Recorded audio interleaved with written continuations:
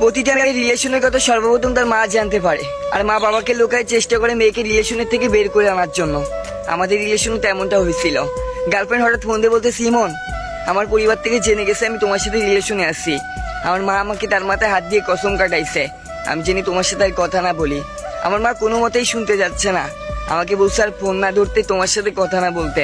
আমার মা বলছে আমার মাথায় হাত দিয়ে বল তুই আর ছেলেটার সাথে কথা বলবি না। নানানভাবে কসম কাটাইছে। ইমন এখন আমি কি করব? আমি তো তোমাকে ছাড়া বাঁচবো না। আম্মু কসম কাটানোর পরেও মেয়েটা আমাকে কল দিয়ে কথা বলতেছে, আর ওই কথাগুলো বলার পরে ওই যে ও কল রেখে দিছে। আর 2টা দিন ওর ফোনে আর কল ঢুকতেছে না, আমার সাথে যোগাযোগ করতেছে না। আমি পাগলের মতো ওকে খুঁজছি, কলেজে খুঁজছি। ওর বান্ধবীরা বলতেছে আর 2টা দিন না কেউ কলেজে আসে না।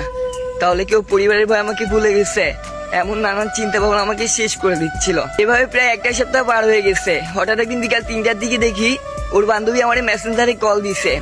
ওর বান্ধবীর সাথে আমার আগেই কথা হতো, ওর বিষয়ে শুনতাম। কলটা রিসিভ করার সাথে সাথে হ্যালো হ্যালো করতেছি, কোনো আওয়াজ আসতেছে না। খানিকক্ষণ পরে দেখি কান্নার আওয়াজ আসতেছে। আমি তো অবাক হয়ে গেলাম, কান্না কেন করতেছে। পরে তার কণ্ঠ শুনে দেখলাম আমার গার্লফ্রেন্ড।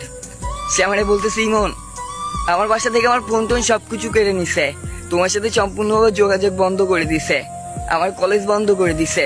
বাসার সাইডে প্রাইভেট পড়তে দিছিল, সেখানে আসছিলাম পড়তে। আর আজকে আমার বান্ধবীও আইসে, তাই তোমার কাছে কল দিতে পারলাম।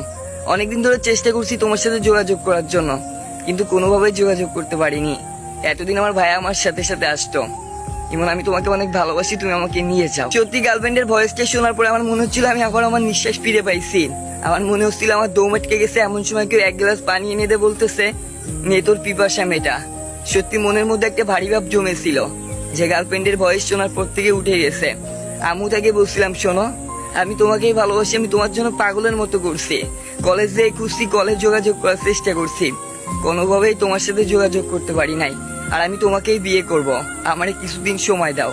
ও বলতেছে আমার পরিবার থেকে আমার জন্য ছেলে দেখতেছে। তোমার সাথে কথা বলা বন্ধ করার পরেও আমি তোমার সাথে কথা বলছি। আর সেদিন গার্লফ্রেন্ড কলটা রেখে দেওয়ার পরে আমি গার্লফ্রেন্ডের আম্মুকে কল দিছিলাম, দিয়ে তাকে সালাম করছি। সেও সালামের উত্তর নিছে, ভালোভাবেই কথা বলতেছিল। যখনই আমি আমার পরিচয়টা দিছি, সে আমার সাথে বাজে ব্যবহার করা শুরু করলো। আমি তার আম্মুকে বলছিলাম, আন্টি প্লিজ আমার কথাগুলো একটু শোনেন। আমি কথা দিছি যে আপনার মেয়েকে অনেক সুখে রাখবো, আমাকে কিছুদিন সময় দিবেন। এর মধ্যে আমি কিছু একটা করবো, আপনার মেয়েকে বিয়ে করব, আমি ওকে অনেক ভালো রাখবো। তার আম্মু কোনো কথা শুনলো না, আমাকে যাতাভাবে অপমান করলো। সেদিনও গার্লফ্রেন্ড শুধুমাত্র আমার জন্য মাইটা খাইছিল। আমার কল তার মা কেটে দেওয়ার পরপরই তাকে যে মারধর করছে, বকাঝকা করছে। গার্লফ্রেন্ড এগুলো সহ্য না করতে পারে আত্মহত্যা করার চেষ্টা করছে, পরিবারের মানুষটাকে সেভ করছে। আবারও 8-9 দিন কথা বলা বন্ধ ছিল। হঠাৎ একদিন বিকেলবেলা একটা রং নাম্বার থেকে কল আইছে। একটা ছেলে কল দিয়ে বলতেছে, একটা মেয়ে আপনার সাথে কথা বলবে। কল ধরে দেখি আমার গার্লফ্রেন্ড আমাকে বলতেছে, আমি বাসা থেকে পালাই আইছি, তোমাদের অমুক বাজারে আছি, তুমি আমাকে প্লিজ নিয়ে যাও, আমি তোমাকে ছাড়া বাঁচবো না। গার্লফ্রেন্ডের মুখে এই কথা শোনার পরে আমি একটা ছেলে হয়ে চুপ থাকি কি করে। সেদিন ছুটে চলে গেছিলাম গার্লফ্রেন্ডের কাছে। আমরা বিয়ে করছিলাম, আজকে আমরা সুখে আছি, তার পরিবারও মেনে নিছে। সত্যি বলতে সব বাধার পর আমি তাকে পাইছিলাম, শুধুমাত্র তার ভালোবাসার জোরে, তার ইচ্ছার কারণে। এই জন্য ভালোবাসলে দুজনেরই বাঁচতে হবে। সত্যি ভালোবাসা অনেক সুন্দর, যদি দুজনের চাওয়া এক থাকে, দুজনের চেষ্টা করে। তাই ভালোবাসলে আগে পরিবারকে বলতে শেখেন, পরিবারের সাথে লড়াই করতে শেখেন, নাহলে ভালোবাসা কখনোই পূর্ণতা আসবে না।